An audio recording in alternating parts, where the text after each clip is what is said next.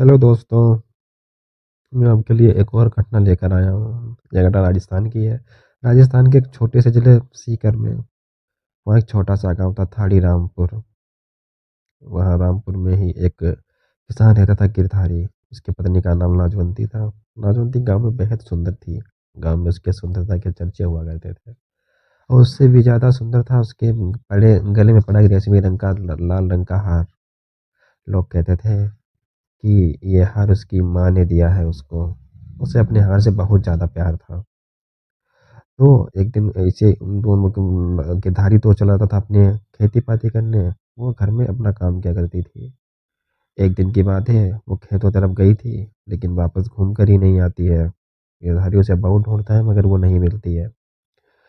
2 दिन बीत जाते हैं, तीसरे दिन उसकी लाश वही खेतों के पास पड़ी कुएं में मिलती है। लेकिन उसमें लाश तो थी पर उसमें उसके गले में पड़ा हार नहीं था। गिरधारी टूट जाता है। वो उसे निकालता है, उसका अंतिम संस्कार करता है। कुछ समय बीतता है। समय बीतने के साथ ही गांव में तरह तरह की घटनाएं घटनी शुरू हो जाती हैं। लोग कहते हैं कि जब भी वो खेतों तरफ जाते हैं और उस कुआं के पास से गुजरते हैं तो उन्हें वहाँ एक लाल रंग की साड़ी में खड़ी एक औरत मिलती है, जो उनसे कहती है कि तुम मेरा हार देखोगे। जो ना कर देते हैं वो तो चले आते हैं चुपचाप, और जो हाँ कर देते हैं वो उसी दिन से गायब हो जाते हैं। गिरधारी को भी धीरे धीरे समय के साथ वो अपनी पत्नी से इतना लगाव हो गया था कि वो कहता है कि ये किसने किया है, ये मैं ढूंढ के रखूंगा, पता करके रहूंगा। गिरधारी रोज कुएं के पास जाता है, चिल्लाता है कि कहाँ हो राजवंती, तुम कहाँ हो, वापस आ जाओ, मैं तुम्हें बहुत याद करता हूँ। मगर वो जो इंसान चला गया वापस कैसे आ जाएगा। लोग उसे बहुत मना करते थे कि मत जाओ। धीरे धीरे समय बीतता रहता है। एक दिन होता है कि गिरधारी और उसका दोस्त माधव अपने खेतों तरफ जाते हैं। जब वो खेतों तरफ जा रहे होते हैं तो रास्ते में फिर वही कुआं पड़ता है। आज जैसे वो कुएं के पास पहुंचते हैं तो कुएं के पास जब पहुंचते हैं तो देखते हैं कि कुएं में आज लाजवंती की उन्हें लाश दिखती है। कि देखकर गिरधारी और माधव दोनों कांप जाते हैं कि लाजवंती की तो कुछ समय पहले ही हम लोगों ने अंतिम संस्कार कर दिया था, उसकी लाश कहाँ से दिख रही है।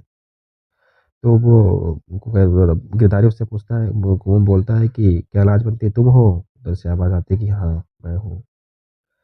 माधव तो ये सुनकर हक्का बक्का रह जाता है, मगर गिरधारी डरता नहीं है। वो कहता है कि ये बताओ तुम्हारे साथ ये किसने किया है। उसे वहां से कोई आवाज़ तो नहीं आती है, लेकिन अचानक वो एक तरफ देखता है कि वहाँ एक लाल रंग की साड़ी में एक औरत खड़ी है, जिसकी आंखें गहरे कुएं के समान खाली थी। वो उससे डर के मारे गिरधारी उससे पूछता है कि तुमने बताया नहीं कि ये सब किसने किया है। तो वो कहती तो कुछ भी नहीं है, लेकिन उसके बाल हवा में उड़ने लगते हैं, आंखों से खून बहने लगता है। माधव ये सब देखकर बेहोश हो जाता है। लेकिन गिरधारी वहां से भागकर वापस गांव में आ जाता है। गांव में आकर वो सबको ये घटना बताता है और वो वहीं से तो पागल हो जाता है। गांव वाले देखते हैं कि ये सब कुछ ज़्यादा ही घट रहा है तो वो करते हैं उस कुएं को बंद करवा देते हैं वहाँ से, वहीं से उसी के पास एक दूसरा कुआं खुदवा देते हैं।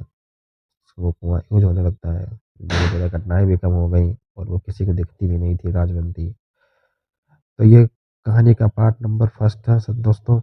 इसका दूसरा पार्ट हम जल्दी आपके सामने लेकर आएंगे। इसको पूरा सुनने के लिए आपका धन्यवाद। और हमारे चैनल को सब्सक्राइब करें, लाइक करें, कमेंट करें, कमेंट ज़रूर करें।